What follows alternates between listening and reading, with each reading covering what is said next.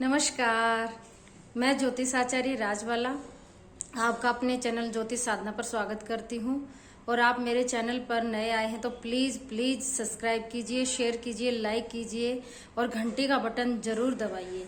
आने वाले समय में मैं ज्योतिष से जुड़ी हुई टिप और किचन में जो हमारे मसाले हैं वो हर ग्रह को रिलेट होते हैं, किसी ना किसी ग्रह को रिप्रेजेंट करते हैं। तो उनसे जुड़ी हुई समस्याएं, उनसे होने वाले उपायों से फायदा, वो सारी चीजें मैं लेके आ रही हूँ। तो इसलिए प्लीज मेरे चैनल को सब्सक्राइब कीजिए और घंटी का बटन जरूर दबाइए।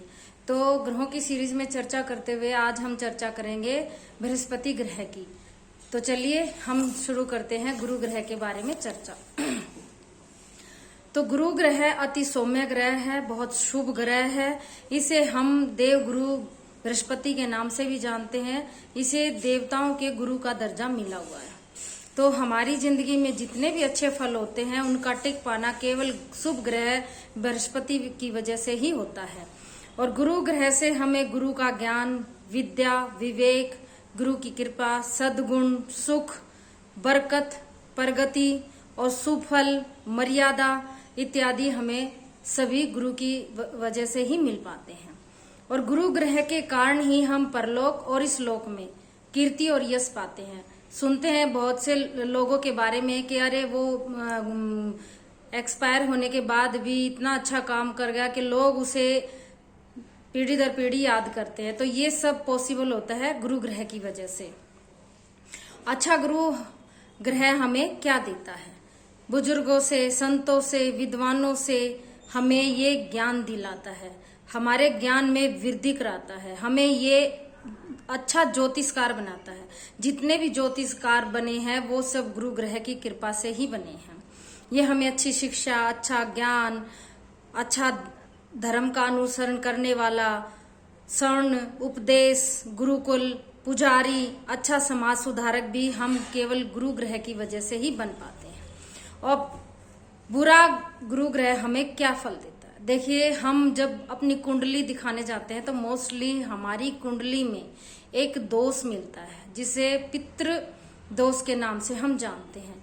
तो ये जो पितृ दोष हमें मिलता है वो केवल बुरे गुरु की वजह से मिलता है। जब हमारा गुरु ग्रह बुरा होता है या पीड़ित होता है या किसी की कुदृष्टि का शिकार होता है तो हमारे कुंडली में पितृ दोष बनता है और इसी की वजह से हमारी कुंडली में गुरु दोष भी बनता है। तो बुरा गुरु यानी बुरा गुरु ग्रह हमें क्या देता है? ये हमें हठ धर्मी बनाता है। व्यर्थ में किसी के साथ हम बहस करते हैं, हम सामने वाले बंदे की बात नहीं सुनना पसंद करते और अपनी बातें लगातार उस पर थोपते जाते हैं। ऐसा व्यक्ति यानी गुरु से पीड़ित व्यक्ति नास्तिक हो जाता है। वो संतों का, गुरुओं का, बड़ों का, बुजुर्गों का अपमान करता है। यहाँ तक कि बुरा गुरु ग्रह हमें खुद अपने पिता की भी आलोचना कराता है। अब इससे हमें रोग क्या मिलते हैं? देखिए, गुरु ग्रह का मेन एक रोग है जिसे हम मोटापा कहते हैं, यानी चर्बी जो है वो गुरु ग्रह को रिलेट है। तो मोटापा हमें बुरे गुरु की वजह से मिलता है। ये हमें बड़ी आंतों का रोग देता है। इस गुरु ग्रह खराब होने से हमें लकवा लगता है, शरीर में कंपन आता है। बहुत से लोगों को आपने देखा होगा कि उनकी बॉडी में ऐसे कंपन होता है, हाथ पैर कांपते हैं। तो ये सब बुरे ग्रह की वजह से होता है। और मरने के बाद भी हमें गति ना मिल पाना, यानी वही पहले मैंने बताया, अच्छा ग्रह गुरु ग्रह हमें लोक परलोक में यश कीर्ति देता है, वैसे ही बुरा ग्रह हमें मरने के बाद गति नहीं देता। यानी कुछ लोग मरने के बाद लोगों के द्वारा ये सुना जाता है कि अरे वो मर गया तो बहुत अच्छा हुआ, उसने तो ये पाप किया, वो पाप किया। ये बुरे ग्रह की गुरु ग्रह की वजह से होता है। अब हम अपने खाने में क्या शामिल करें कि हमारा गुरु ग्रह ठीक हो जाए? तो सबसे पहले आप चना, बेसन, पपीता, मेन देखिए पपीता जो है हमारा एक ऐसा फल है जो हमारे खून के संचार को भी अच्छा करता है और ये सबसे ज्यादा गुरु ग्रह को रिलेट करता है। तो चना, बेसन, पपीता, केला, केसर, हल्दी, मकोए, अंजीर, पुनरवा, आम, लोकाट, चिक्कू, पतीसा आदि हम अपने खाने में शामिल करें और गुरु ग्रह के बुरे मिलने वाले फलों से बच पाएं। अब इसके उपाय क्या हैं गुरु ग्रह के? तो गुरु ग्रह का पहला उपाय ये है कि हम गुरु, आचार्य, बुजुर्ग, पुजारी, संत, महात्मा, साधु, ब्राह्मण आदि की सेवा करें, उनसे सद्भावना रखें, प्यार से बोलें और उनसे कड़वे बोल ना बोलें। खाना खाकर बर्तनों में झूठे हाथ ना धोए। आपने बहुत से लोगों को देखा होगा कि जैसे थाली में खाना खाते हैं तो उसी में झूठे हाथ धो देते हैं। ऐसा करने से भी हमारा गुरु ग्रह खराब होता है। और एक बात का साथ ध्यान रखिए कि खाना खाते वक्त उसके बाद हाथ ना धोए और ना ही हमारी थाली में कोई झूठा खाना बचे। अगला उपाय है पीपल, बरगद। मेरा मानना तो यह है कि किसी भी पेड़ को ना कटवाएं, पीपल, बरगद या किसी भी पेड़ को ना कटवाएं और ज्यादा से ज्यादा 1 साल के अंदर हो सके तो 5 केले के पेड़, 5 पीपल के पेड़, 5 बरगद के पेड़ या कोई भी 5 पेड़ आप साल में जरूर लगवाए तो गुरु का प्रकोप भी आपसे हटेगा। और धार्मिक बने, धार्मिक तीर्थों पे जाएं, तीर्थ यात्रा करें, धार्मिक स्थानों का सम्मान करें।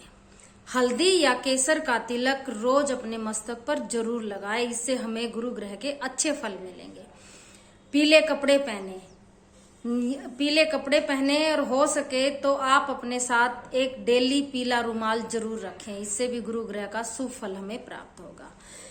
अब अगला उपाय एक ऐसा उपाय है जो अगर आपकी कुंडली में या पे गुरु का प्रकोप है या गुरु से आप पीड़ित हैं या गुरु का अशुभ फल आपको मिल रहा है तो आप एक ऐसा उपाय करें कि नहाने के पानी में हल्दी की गांठ डालें या पपीते के पत्ते डालें या बरगद के पत्ते डालें। केले की जड़, पुनर्वा, केसर या भिंडी की जड़ को पानी में डालकर आप स्नान करें। ऐसा करने से आपके ऊपर गुरु की कृपा बनेगी और गुरु की कुदृष्टि हटेगी। अब एक महान उपाय का समय है। जैसा कि मैं हर ग्रह के उपाय के बाद एक महान उपाय बताती हूँ जो उपयोग किया हुआ है, मैंने बहुत से कस्टमरों को बताया है और उसका 100% हमें फल मिला है। तो आपको करना क्या है, आपको किसी भी गुरुवार के दिन आप या तो बेसन के लड्डू लें या बेसन का देसी गाय का बना हुआ हलवा लें।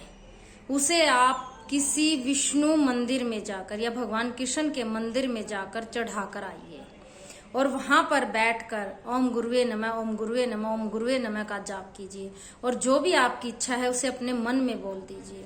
आपकी वो इच्छा भी पूरी होगी और गुरु की कृपा भी मिलेगी। तो आप मेरे चैनल को मैं रिक्वेस्ट करती हूँ सब्सक्राइब कीजिए, शेयर कीजिए, लाइक कीजिए और बेल आइकन का बटन दबाइए। इसी के साथ जय माता दी।